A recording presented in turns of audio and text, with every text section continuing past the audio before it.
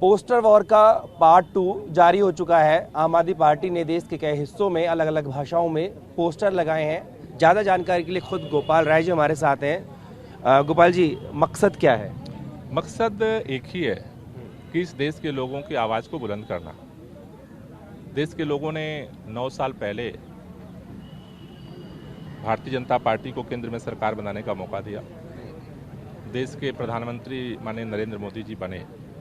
लोगों को उम्मीद थी कि शायद मोदी जी लोगों के दुख दर्द का समाधान निकालेंगे, लेकिन 9 साल गुजरने के बाद जिस तरह से छात्रों पर दमन हुआ, उनकी आवाज़ को बंद कर दिया गया। इस देश के अंदर सन्नाटा फैला हुआ विश्वविद्यालयों, मजदूरों के अधिकार छीन लिए गए।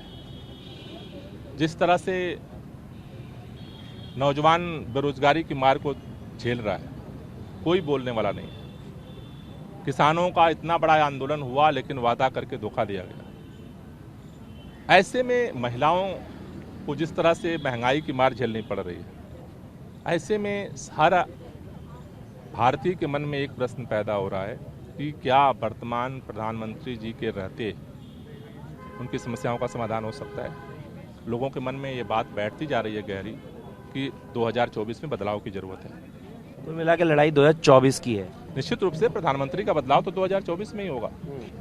प्रधानमंत्री तो बदला जाएगा और जनता वोट से बदलेगी। ये बताइए कि आप कह रहे हैं पूरा विपक्ष एकजुट है, आपकी इस मुहिम में बाकी दल नहीं दिख रहे हैं साथ में, भले ही वो विरोध कर रहे हैं लेकिन अलग अलग तरीके से। नहीं, ये जो पोस्टर अभियान है वो आम आदमी पार्टी चला रही है। पोस्टर के माध्यम से सभी दल अलग अलग तरह से इस निष्कर्ष पे पहुंच रहे हैं। सबके निष्कर्ष में एक ही बात है कि अगर प्रधानमंत्री जी नरेंद्र मोदी जी 2024 में दोबारा फिर बनते हैं तो देश का संविधान, देश का लोकतंत्र सुरक्षित नहीं रहेगा। तो हर लोगों की जो अभियान है, जो बात है, उसके थीम में यही है कि 2024 में परिवर्तन की जरूरत है, बदलाव की जरूरत है। गोपाल जी, ये पोस्टर जो है हम लगातार आपका देख रहे हैं, दीवार पे एक पोस्टर और दिख रहा है। गजेंद्र दिखाए सामने जो आप देख पाएंगे, क्या भारत के पीएम पढ़े लिखे होने चाहिए? ये सवाल उठा क्यों है? नहीं उठा, अलग अलग सवाल लोगों के उठ रहे हैं, क्योंकि जिस तरह से तमाम जो सारे घटनाक्रम हो रहे हैं उसमें आगे भी और सवाल उठेंगे। और इसमें सवाल में तो इतना ही लिखा है कि क्या भारत के पीएम पढ़े लिखे होने चाहिए? हाँ, होने चाहिए। ये मौजूदा पीएम के लिए कह रहे हैं आप या भविष्य में 2024 के लिए कह रहे हैं? कोई भी पीएम होना चाहिए, पढ़ा लिखा होना चाहिए, नहीं होना चाहिए, आप भी बताओ। अभी तक तो सारे पढ़े लिखे ही थे, तो आगे भी पढ़े लिखे होने चाहिए। सवाल क्यों है? सवाल इसीलिए है कि भाई पढ़े लिखे होने चाहिए, नहीं होने चाहिए। तो पढ़े लिखे होने चाहिए। तो रेफरेंडम करा रहे हैं क्या देश में? नहीं, रेफरेंडम भी लोगों की आवाज़ तो ऐसे ही बंद होती है। लोग सोच रहे हैं इन बिंदुओं पर। क्या ये संयोग है कि दिल्ली के मुख्यमंत्री लगातार जब विधानसभा में इस मामले में कहते हैं, शैक्षिक योग्यता पे सवाल उठाते हैं और उसी तरीके का पोस्टर है, दोनों का रिलेशन है? नहीं, देखिए, जो भी चीज़ें हैं वो सब सामने हैं। प्रश्न इतना सा है, इस पोस्टर में तो इतना सा प्रश्न है, मुझे समझ में नहीं आ रहा है कि भाजपा ये क्यों मान रही है कि उन्हीं के लिए पोस्टर लगा है।